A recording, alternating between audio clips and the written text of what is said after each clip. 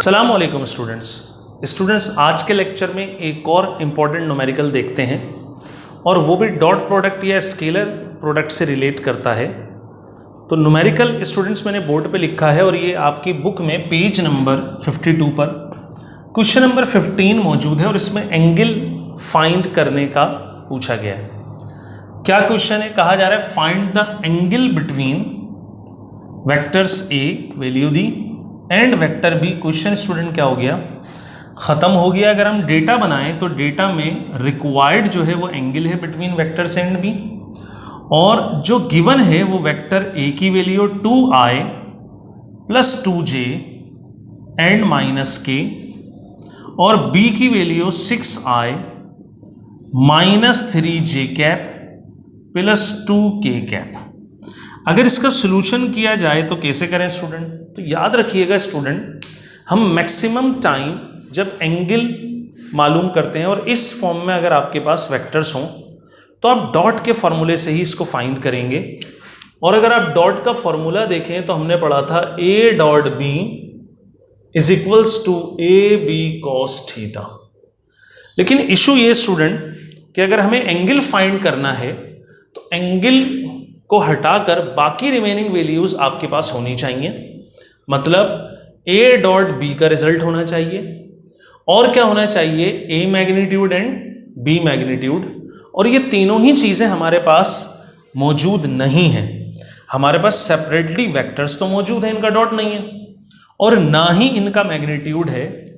तो जो प्रोजेक्शन वाला हमने लास्ट लेक्चर्स में क्वेश्चन किया था स्टूडेंट, उसमें हमने ये सारी चीजें निकालना या फाइंड करना सीखी थी। तो हम वन बाय वन इनको कैलकुलेट करते हैं। जैसे पहले हेडिंग डालते हैं फॉर ए डॉट बी, तो हम पहले मालूम करेंगे ये लेफ्ट साइड पर जो डॉट है इसका क्या रिजल्ट आता है।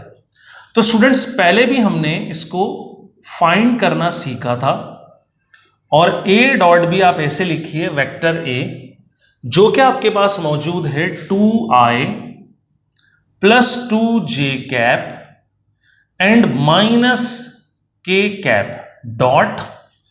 फिर स्टूडेंट्स आपके पास मौजूद है क्या? b।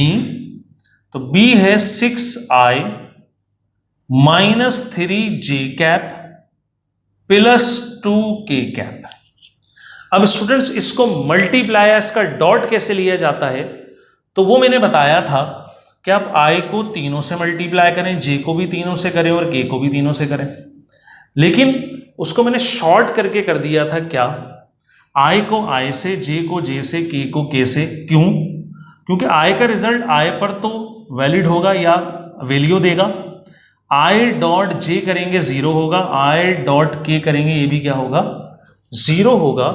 तो स्टूडेंट्स बहुत आसान सा तरीका है, i को i वैल्यू से, j को j से और k को k से आप डॉट कीजिए।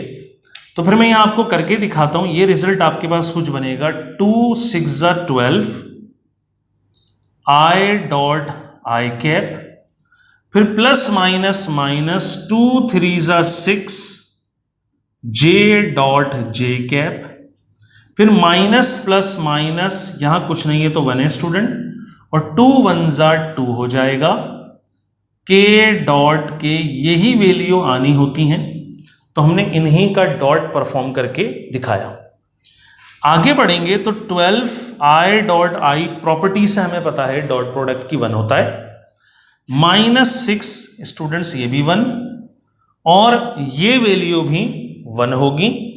अगर आप इसको मल्टीप्लाई करते हैं 2 1 2 माइनस 6 1 6 माइनस 12 1 12 माइनस 6 1 6 और 2 1 2, और बहुत आसान सी बात है 12 माइनस 6 माइनस 2 माइनस 8। अगर आप इसको माइनस करेंगे तो आपके पास a डॉट b का रिजल्ट आएगा 12 माइनस 8 4 आ जाएगा, या 12 माइनस 8 4 के बराबर आएगा। ये स्टूडेंट्स आपके पास आ गया क्या? फर्स्ट रिजल्ट आ गया। मतलब a डॉट b की वैल्यू निकालने में हम क्या हो गए? कामयाब हो गए। अगर आगे बढ़े स्टूडेंट तो आगे है क्या? a और b का मैग्नीट्यूड। में फॉर्मूला ठीक है रब नहीं कर रहा क्योंकि हम इसको देखकर काम करेंगे। और अब निकालेंगे हम क्या? फॉर मैग्नीट्यूड ऑफ a और ए मैग्नीट्यूड का, सिंगल वेक्टर के मैग्नीट्यूड का फॉर्मूला हमने पढ़ा था square root of a x square plus a y square plus a z square. और अगर आप वैल्यू देखें कि इनकी क्या होती हैं तो आपको वैसे बज़ाहिर नजर नहीं आएंगी, लेकिन स्टूडेंट्स डेटा में मौजूद हैं। ए वेक्टर के आई का जो कोफिशिएंट होता है ये ए एक्स है, जे का कोफिशिएंट ए वाई है, और के का कोफिशिएंट कुछ नहीं है -1, ये ए जेड है।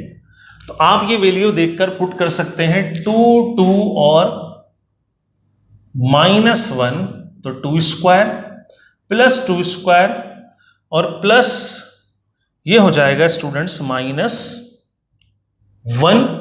स्क्वायर। ठीक, तो स्टूडेंट्स यहां पर अगर आप गौर करें तो आपके पास वैल्यू आएगी 2 स्क्वायर 4 और ये हो जाएगा -1 स्क्वायर 1। तो स्टूडेंट आपके पास वैल्यू आ गई 9, और 9 का रूट स्क्वायर रूट मालूम करेंगे तो क्या आएगा स्टूडेंट्स 3 आ जाएगा। इसी तरह आप कैलकुलेट कर सकते हैं फॉर मैग्नीट्यूड ऑफ बी। अगर बी के मैग्नीट्यूड का फॉर्मूला जनरेट किया जाए तो स्टूडेंट होगा b x square plus b y square and plus b z square. और स्टूडेंट्स अगर मैं क्वेश्चन और डेटा रब करता हूं तो हम यहां पर बाकी कैलकुलेशन परफॉर्म कर सकते हैं। तो स्टूडेंट्स अगर आप गौर करें तो आपके पास बी मैग्नीट्यूड इक्वल होगा बी एक्स। अब आ जाइए वेक्टर बी में, तो स्टूडेंट वेक्टर बी में 6 ये बी एक्स है, -3 बी वाई और 2 बी जेड है। तो आप इसकी वैल्यू रखिए 6 स्क्वायर प्लस -3 स्क्वायर और प्लस 2 स्क्वायर। अगर आप इसको कैलकुलेट करते हैं तो यह आता है स्टूडेंट 6 स्क्वायर 36 और माइनस का नेगेटिव स्क्वायर हमेशा पॉजिटिव होता है, तो 3 स्क्वायर 9 प्लस 4। तो बहुत आसान सी कैलकुलेशन है स्टूडेंट्स, 36 प्लस 4 40 और प्लस 9 49। और अगर आपको याद हो स्क्वायर रूट ऑफ 49 7 के इक्वल होता है, तो आपके पास ये थर्ड वैल्यू भी आपने कैलकुलेट कर ली। अब हम चलते हैं क्या सब्स्टिट्यूशन की तरफ, किसकी फॉर्मूले में वैल्यूज की तरफ। तो देखते हैं कि ये क्या होगी। तो स्टूडेंट बाकी मैं रब करता हूं। अब हम आ जाएंगे अपने मेन रिक्वायर्ड की तरफ, और मेन रिक्वायर्ड हमारा क्या है। तो स्टूडेंट्स मेन रिक्वायर्ड है हमारा angle between the vectors theta. और अब हम इस कंडीशन में हैं कि फॉर्मूला अप्लाई करें। We know that a dot b equal होता है ए बी कॉस थीटा के। और अगर आप गौर करें तो ए डॉट बी की वैल्यू स्टूडेंट्स 4 कैलकुलेट की हमने, ए की वैल्यू हमने 3 और बी की वैल्यू 7। तो ये हो जाएगी 3 × 7 कॉस थीटा, और 4 इज इक्वल्स टू 3 7 21 और cos theta as it is 21। अगर आप लेफ्ट पर लाएंगे स्टूडेंट्स क्या हो जाएगा डिवाइड, तो ये हो जाएगा कॉस थीटा। इसी तरह अगर आप एंगल मालूम करना चाहते हैं तो स्टूडेंट कॉस इनवर्स 4/21, या आप डिवाइड करके भी इसकी वैल्यू लिख सकते हैं। तो अगर आप इसका कॉस इनवर्स कैलकुलेट करें स्टूडेंट्स क्या होगा 4 / 21 और कॉस इनवर्स निकालिए आप, तो ये आंसर आया 79 डिग्री। तो फाइनली आपका आंसर जो बना 79 डिग्री, मतलब जो एंगल होगा बिटवीन द वेक्टर्स वो कितना होगा 79 डिग्री होगा। अगर स्टूडेंट हम इसको अपने आंसर से मैच करें तो एग्जैक्टली 15 क्वेश्चन का आंसर 79 डिग्री है। तो इस तरह हमने स्टूडेंट्स एक और न्यूमेरिकल करना सीखा with the help of scalar product और डॉट प्रोडक्ट। तो स्टूडेंट इसके जितने भी न्यूमेरिकल हम कर रहे हैं सब इंपॉर्टेंट है, और इससे रिलेटेड न्यूमेरिकल भी ठीक है इंपॉर्टेंट है। तो उम्मीद करता हूँ स्टूडेंट ये आज का न्यूमेरिकल भी आपको समझ में आया होगा। कुछ नए टॉपिक और न्यूमेरिकल के साथ इंशाल्लाह नेक्स्ट लेक्चर में हम हाजिर होंगे।